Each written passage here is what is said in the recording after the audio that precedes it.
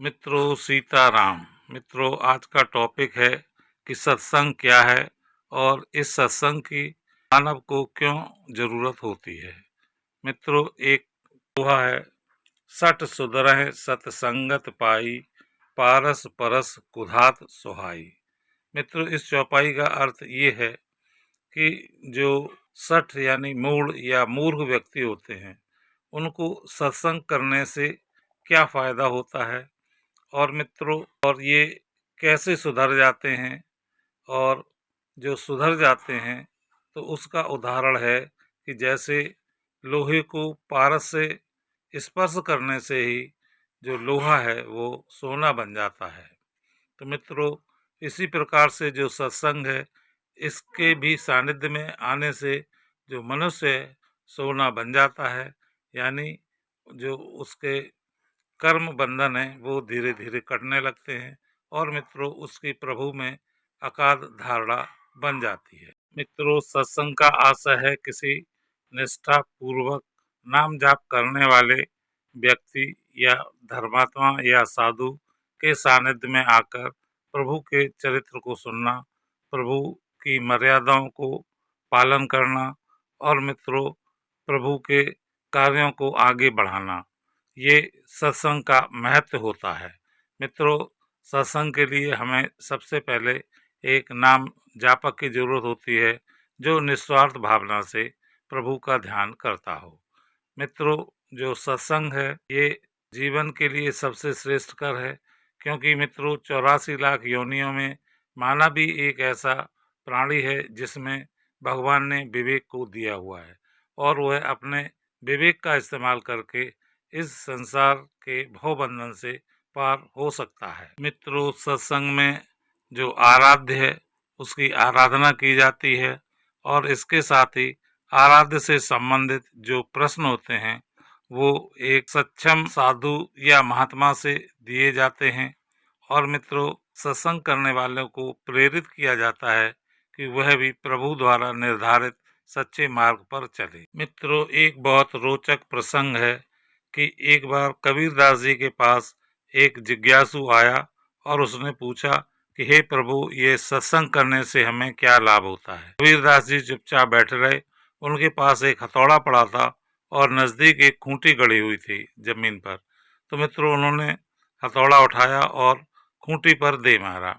मित्रों, इसके बाद वो कुछ नहीं बोले और जो जिज्ञासु था उसने सोचा कि आज शायद बाबा जी बोलेंगे नहीं, इसलिए उन्होंने ऐसा कर दिया है। मित्रों, दूसरे दिन जिज्ञासु फिर आया। जिज्ञासु ने फिर वही अपना प्रश्न दोहराया। तो मित्रों कबीरदास जी ने बगैर कुछ बोले फिर वही हथौड़ा उठाया और जो जमीन पर खूंटी थी उस पर हथौड़े को दे मारा।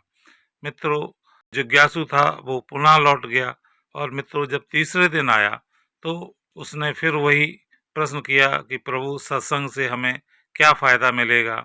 कबीरदास जी ने पुनः हथौड़ा उठाया और जो जमीन पर खूंटी गड़ी थी उस पर बहुत तेजी से दे मारा। मित्रों, अब जब इसके पश्चात कबीरदास जी बोले कि देखो तुमको कुछ सबक मिला है। जिज्ञासु बोला, प्रभु मुझको इससे तो कोई सबक समझ में नहीं आया। उन्होंने कहा, जिस प्रकार ये खूंटी हमने 3 बार ठोकी है इससे ये बहुत मजबूत हो गई। अब इसमें कोई भी पशु बांधो या इसको किसी भी तरह खींचो, ये इतनी जल्दी हिलेगी नहीं, क्योंकि इसकी जड़ मजबूत हो गई है।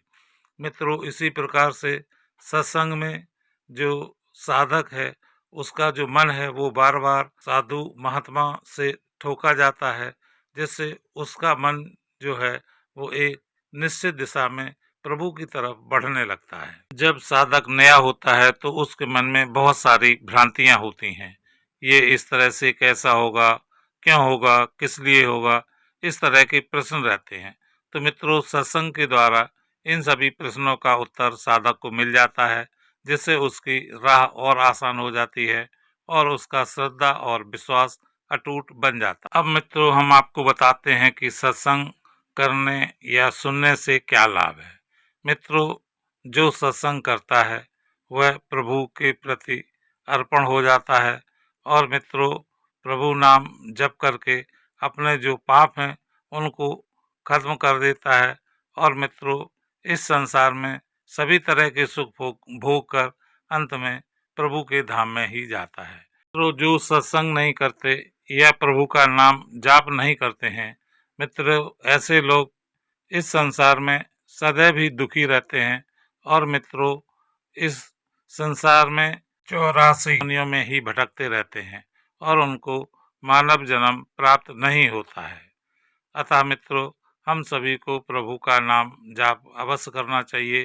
कीर्तन भजन जो भी हम कर सकते हैं हमें प्रभु के प्रति समर्पित रहना चाहिए। आशा है मित्रों आपको वीडियो पसंद आया होगा।